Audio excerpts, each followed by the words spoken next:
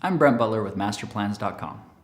Today, I'll be talking about how to get your EB-5 visa application approved by USCIS when making a direct investment.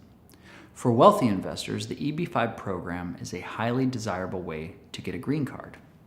Once your application is approved, you and your immediate family can live in America for a 2-year conditional period. After that, you can apply for your permanent green card. Pretty sweet, right? But the program has come under some public criticism in the past several years. It desperately needs to be fixed. Right now, you have to invest $500,000 to $1 million and create at least 10 full-time permanent jobs. The Department of Homeland Security has proposed raising the investment minimums, but nothing has been done yet. Congress keeps reauthorizing the program for 6-month periods, which is not a long-term solution. It's kind of like if your spouse said, "Okay, honey, we can stay married for another couple of weeks." Not exactly reassuring, right? The uncertainty is stressful for a lot of people. Meanwhile, applicants are under a lot of scrutiny. Requests for evidence, or RFEs, from USCIS have increased by 45% during the current administration. And getting an RFE can be time-consuming and expensive. It means USCIS requires documents from you before they approve your application. The good news is you can still get an EB-5 visa after you get an RFE. Let's talk about some best practices to help you avoid getting one in the first place and get your visa application approved. First of all, you have to invest $1 million unless you have official documentation that your company will be in a designated target employment area, or TEA. The TEA must either be in a rural area or have 50% higher unemployment than the national average. If it's an official TEA, you can invest $500,000 instead of $1 million. Either way, your investment must be what USCIS calls at risk. That's money allocated to your business that you have no guarantee of getting back. This also must be money you obtained legally, and yes, USCIS will check. If you don't show proof, they'll ask for it. I have another video that explains what at-risk investment is in more detail and how to show it. I'll link to it in the video description below. You also have to prove that you create 10 permanent jobs within approximately 2 years of getting your conditional visa.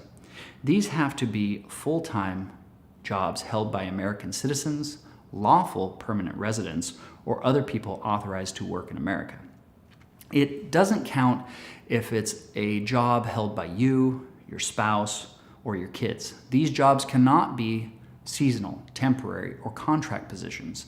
The best way to demonstrate projected job creation is to include a detailed monthly hiring timeline in your business plan.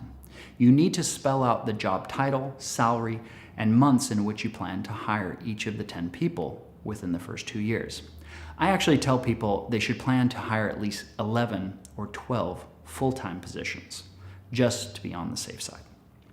Speaking of the business plan, it's required for the EB-5 visa. The USCIS policy manual explains something called Matter of Hoe, which was a 1998 decision mandating a comprehensive and credible business plan for the EB-5 application.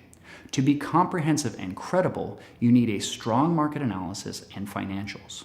Your business plan should explain who your 3 to 5 biggest competitors are, as well as their strengths and weaknesses. And yes, you have to be more specific than just saying they're all garbage.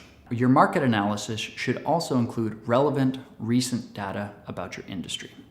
It doesn't have to be long, but it does need to be detailed. As for your financial projections, USCIS wants to see the assumptions underlying your forecasts. For that, you'll need industry averages for your business, as well as market research. And make sure your staffing projections line up with your financial forecast.